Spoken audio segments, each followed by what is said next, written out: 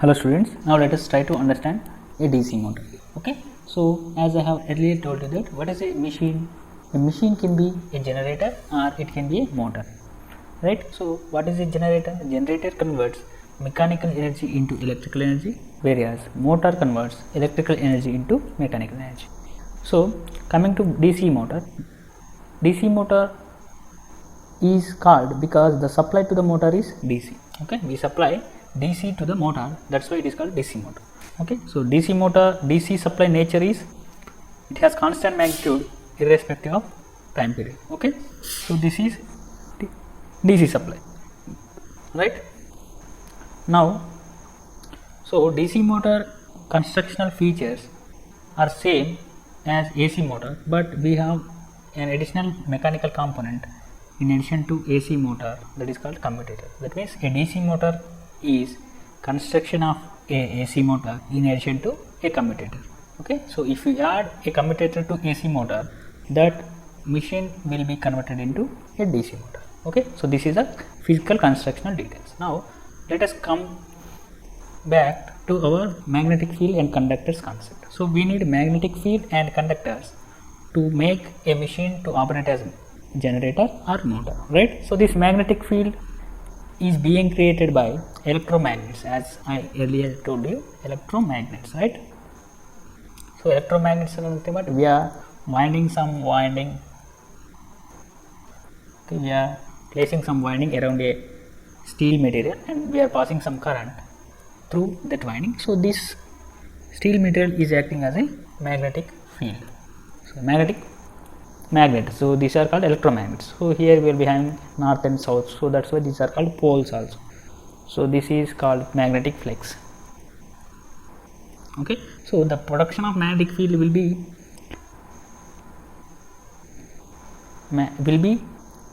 there in any machine. Okay. So if you use a permanent magnet instead of this electromagnet, so that is also a magnetic field creation. That means permanent magnets inherent property is to create magnetic field. So permanent magnets are used for small DC motors. Okay, and conductors, the bunch of conductors or coils are called armature. Actually, armature is bunch of conductors or combination of conductors. Okay, now coming to the physical parts of any machine, stator and rotor. Okay, so based on our requirement, the poles will be placed either on stator or on rotor. Okay, so based on the requirement, the conductors will also be placed either on stator or rotor. Okay, so that is according to requirement, the placement of magnetic field and conductors will change. Okay, so the placement of magnetic field and conductors different for different ratings of machine. Okay, so coming to small DC motors here. So you might have seen a small DC motor in a remote car. Okay, you can see the picture in the below slides. Okay, so that is available in small fans toys. Okay, so it will be having a stator and a rotor. So stator is having poles and rotor is having armature, that is nothing but conductors.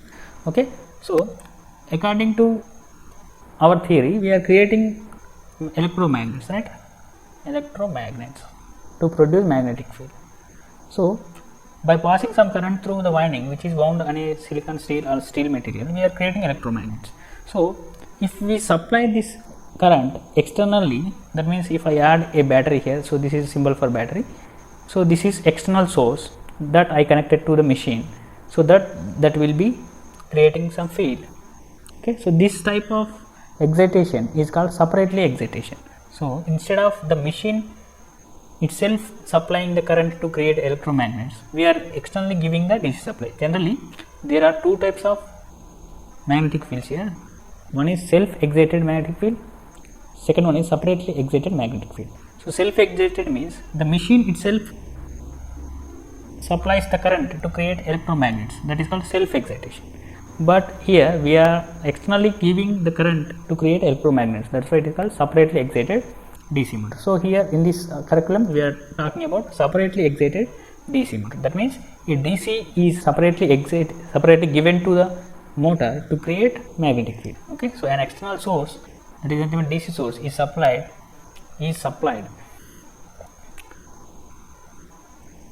okay, is supplied, okay, supplied to create poles or magnetic fields, supplied to create poles or magnetic field. Here you can see this is a small DC motor. You might have seen this DC motor in remote cars, okay. So this is the overview. The external part here is called yoke, okay. The mechanical part which protects the entire machine is called yoke, and it also acts as magnetic return path for magnetic field, okay. And here you can see, if you open this, you might have opened this in your childhood. So this motor will be having two parts. So this part is called stator here, and here technically this part is called rotor, okay. So this part will be stationary, that's why it is called stator, and here this is the one which is rotating, that's why it is called rotor, okay. So what are the components we have on the stator? Here you can see these are the magnets. So why do we need magnets here? To create magnetic field, okay. And here there is no winding around the poles, because here for small machines, small DC motors, we use permanent magnets. So what is the property of magnet? Magnet will create some magnetic field around it wherever it is being placed, okay. So there is no need of external supply to this magnet, because it is itself a magnet. So that will create some magnetic field around that magnet, okay. So that's why for small machines we place permanent magnets, okay. We don't need to excite them separately, okay. And we are going to place this rotor inside this magnetic field, and we are going to give supply to this rotor. So that magnetic field and rotor magnetic field interaction will create some torque that will rotate the rotor, okay. That is the operation of motor, right? So here you can see this is shaft mechanical part on which rotor is mounted, okay. Here you can see this is generally called armature, okay. We have two types of windings generally. One is to create magnetic field, one is to create electricity, okay. The one which creates magnetic field is called field winding, okay. If we excite these magnets externally, so that winding is called field winding. That I am going to explain further in further classes, okay. So here we have armature on the rotor, and here you can see this part, and here this part is called, these are called brushes, okay. And here this part is called commutator. So this is very important part in a DC motor, okay. So now let us write down the parts we have on a DC motor, okay. So that will start our construction of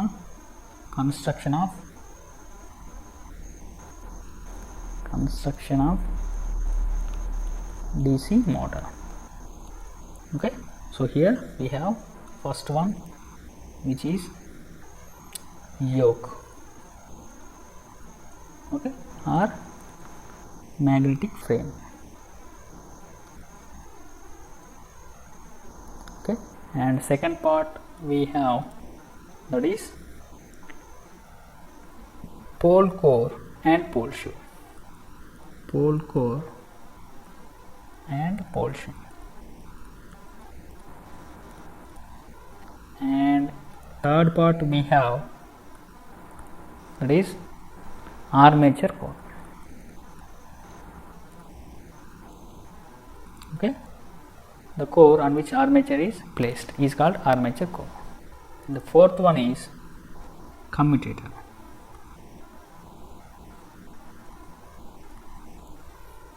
and the final fifth one is armature winding.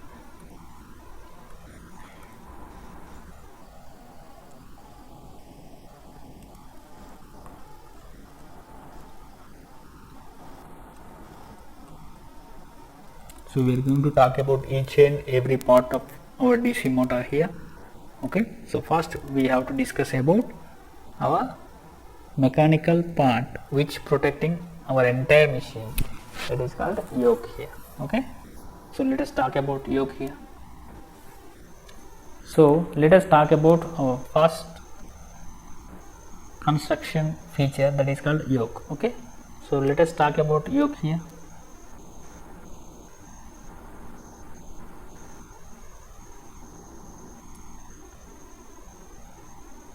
Here you can see this is actual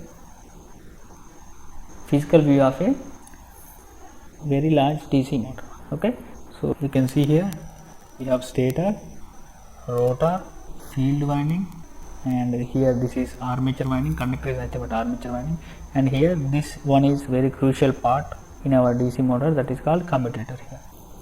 Okay, and you can see a winding is available to create poles. Okay, here this is called a pole. Okay, so the structure will be like this. For pole, the structure will be like this.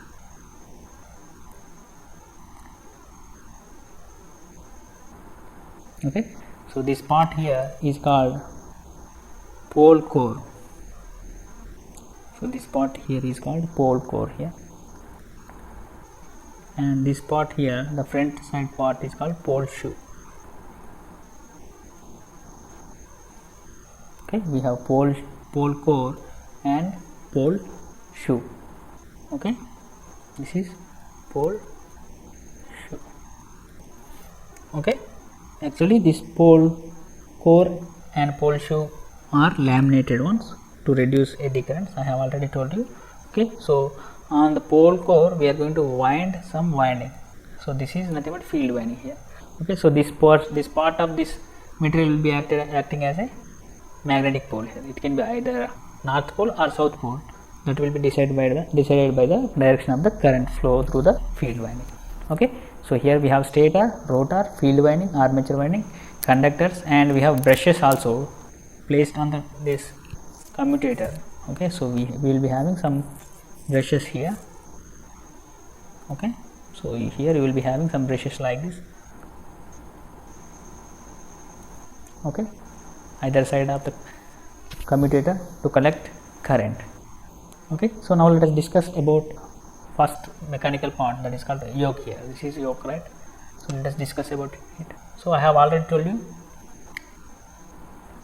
it is made up of cast steel for large machines and it is made up of cast iron for small machines. So function of yoke is to act as a protecting cover for entire machine. That is one function. And second one is it gives the mechanical support for field poles, because field poles are attached to the yoke. The mechanical support will be given by this yoke. And the final and important function is it provides a return path for magnetic flux. So this return path will make the magnetic field a closed path. Magnetic field a closed path. So the magnetic lines of force will always be closed ones. To make them closed, we use yoke here. And let us discuss about pole core and pole shoe now. Pole core. Second part, we are discussing about the second part, that is pole core and pole shoe. Okay, so let me draw the structure of the core here.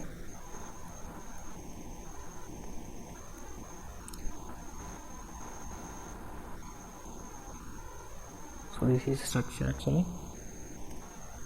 Okay, so here this will be laminated one.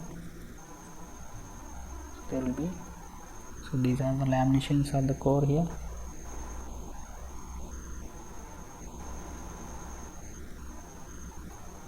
Like this.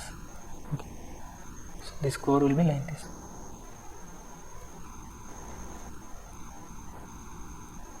Okay, so here this part, this is where we keep our winding, like this. Okay, so this is nothing but field winding here. Okay, and here we have this laminated core, laminated pole core. So we know how can we reduce eddy currents by laminating the core material here. And here this part is called pole shoe. This part is called pole shoe. Okay, so this is the structure of a pole. Okay, on pole core we are winding some winding. Okay, so here both pole core and pole shoe are made with cast steel here. Pole core and shoe are made with cast steel. Second point is pole core is not necessary to laminate but pole shoe is laminated since it is close to armature. Okay, pole core is not necessary to be laminated. Okay, need not be laminated, but it is mandatory that pole shoe should be laminated because pole shoe will be close to the armature where it will interact with flex and that will generate current. So to reduce the eddy currents, we have to laminate the pole shoe. Okay, pole shoe must be laminated. Okay, with load changes, armature current changes, flex changes, and which links the pole shoe and which causes eddy current. Okay, so that's why we are going to laminate the pole shoe. Okay, so what is the function of pole core here? To accommodate the field winding and behaves as a magnet when its winding is excited. Okay, so what is the function of pole core here? Pole core is to accommodate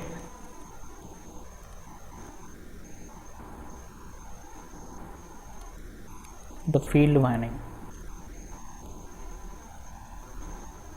and behaves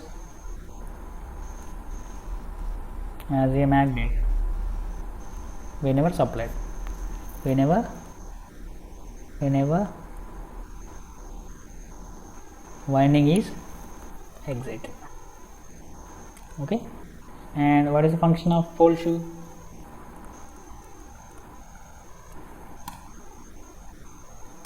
What is the function of pole shoe here? Pole shoe will give some mechanical support for field coil here and reduce the magnetic reluctance due to enlarged area. So here we are having, let us say this as armature, and we are having, so let me drag it here. So let us say this is the rotor part here, and here we are having pole shoe like this. Okay, so this is pole shoe and this is pole core. Okay, so this up to this is core here and this is pole shoe. So here you can see this is air gap. Here we will be having more reluctance. Reluctance is nothing but resistance to flow of flex. Okay, because air gap will offer more reluctance. So, okay, so we try to reduce this air gap as small as possible. Okay, and this pole shoe is made such a way that it will reduce the reluctance between flex produced by the magnetic poles and the rotor conductors. Okay, so that is a function of pole shoe here. Okay, pole shoe gives mechanical support for field poles, field coil, and reduces the magnetic reluctance due to enlarged area. Okay, here you can see, so this is enlarged area here. Okay, now let us see the third important physical structure, that is armature core. Okay, so armature core is nothing but rotor. Okay, so here, so here this is armature core here, nothing but rotor here. Okay, so in the center it will be having shaft, right? So this is shaft part. Okay, so in this here these are called slots actually. So the gaps here, so this is a gap, this is a gap, this is a gap in which we place the armature. So these are called slots here. Okay, so here we are going to keep some winding in the slots, so like this. Okay, this winding is responsible for production of rotor currents and rotor EMFs, right? So what is the function of armature here? Armature core is made up of silicon steel laminated to reduce eddy currents. Last, since armature current is alternating. Okay, here the current in armature winding is AC here, irrespective of the motor, type of motor. Even it is a DC motor, the current in armature winding is AC. This is very important point. Okay, so armature is made up of silicon steel material, okay, and it is laminated. So you know why it is laminated? Reduce eddy current loss.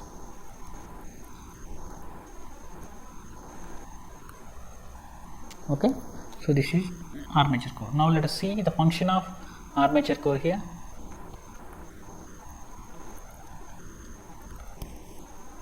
Okay, so it is to accommodate the armature winding. First point is to accommodate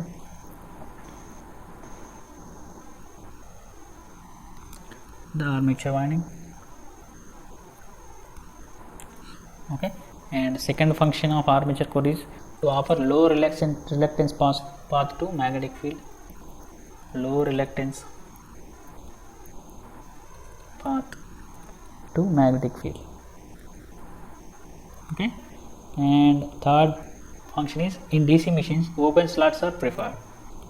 DC machines open slots are preferred because less leakage flux,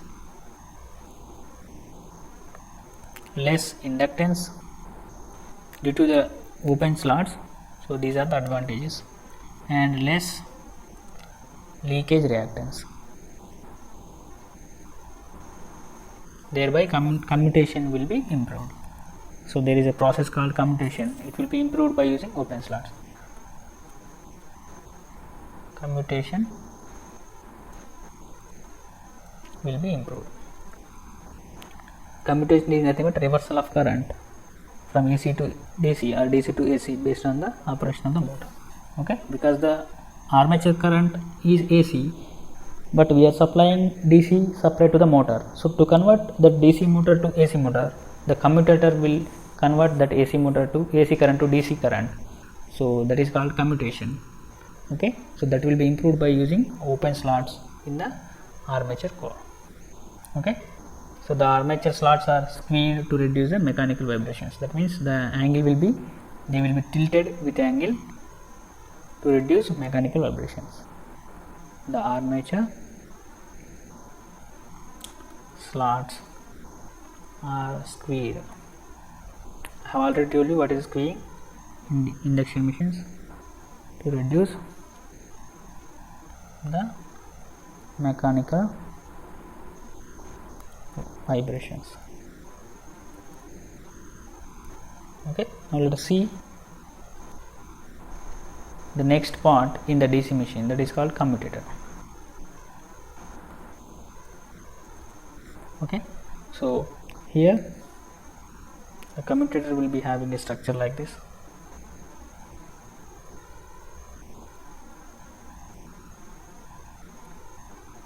It is generally to collect the current and reverses the current. So here we will be having some brushes on the commutator.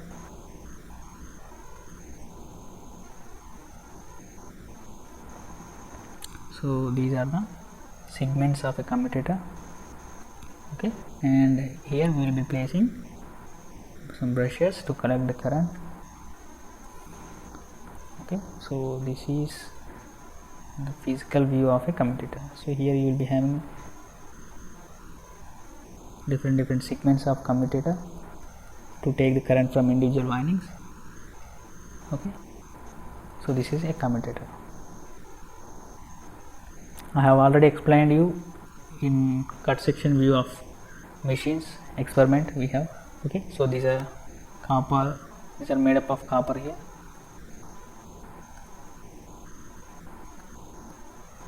Okay, so this is called segment, commutator segment. Okay, this is called commutator segment here, and this green portion here is, it is called brush to collect current. So this is commutator leg. Okay, so commutator is made with hard drawn copper here to reduce wear and tear because it is a rotatory collector. Okay, so commutator is made up of hard drawn copper here. Okay, so hard drawn copper. to reduce the wear and tear. And commutator converts AC voltage or AC current to DC voltage or DC current. Okay, so we supply DC current to the DC motor, so that DC current will be converted to AC current through this commutator. Okay, so the DC current will be connected to the terminals, the brushes here. So through the commutator, that DC current will be converted to AC current. So that is the function of commutator here. The number of commutator segments here 1, 2, 3, so that will be defined by the number of armature coils. So this is the function of commutator. Now let us discuss about brushes here. So I have told you we are connecting the terminals of supply to the brushes, and this DC current is converted to AC current through the commutator. So function of brush is to collect the current or to give the current to the armature conductors through the commutator segments here. So the generally copper or carbon material are used for small machines as brushes. For large machines, electrographite will be used. For small machines, carbon brushes are preferred. So let us talk about armature winding. So briefly, here you will be having two types of windings in a DC motor. First one is lap winding here, second one is wave winding. Here you can see this is lap type structure. Okay, so this winding will be called lap winding, and this winding here wave-like structure is called wave winding. Okay, here one important parameter for types of winding in DC motor is called parallel paths. So number of parallel paths for lap winding as well as wave winding. So that is given as capital A, which is number of parallel paths. For a lap winding DC motor, the number of parallel paths equal to number of poles of the machine. Okay, so for a DC motor having 2 poles, so let us assume a DC motor is having 4 number of poles, and the armature winding is lap winding. So what is the number of parallel paths here? That is A equal to number of poles. So what are the number of poles? 4. So the number of parallel paths in the given machine are 4 for lap winding. So if the same machine is wound for wave winding, okay, which is having 4 poles, but the type of winding is wave winding. So now what is the number of parallel paths here? So for a wave winding DC motor, the number of parallel paths are fixed, that is given by 2. Okay, for a wave wind machine, the number of parallel paths are 2. For a lap winding machine, the number of parallel paths are number of poles in the machine. Okay, so this is about constructional features of a DC motor. Okay, thank you.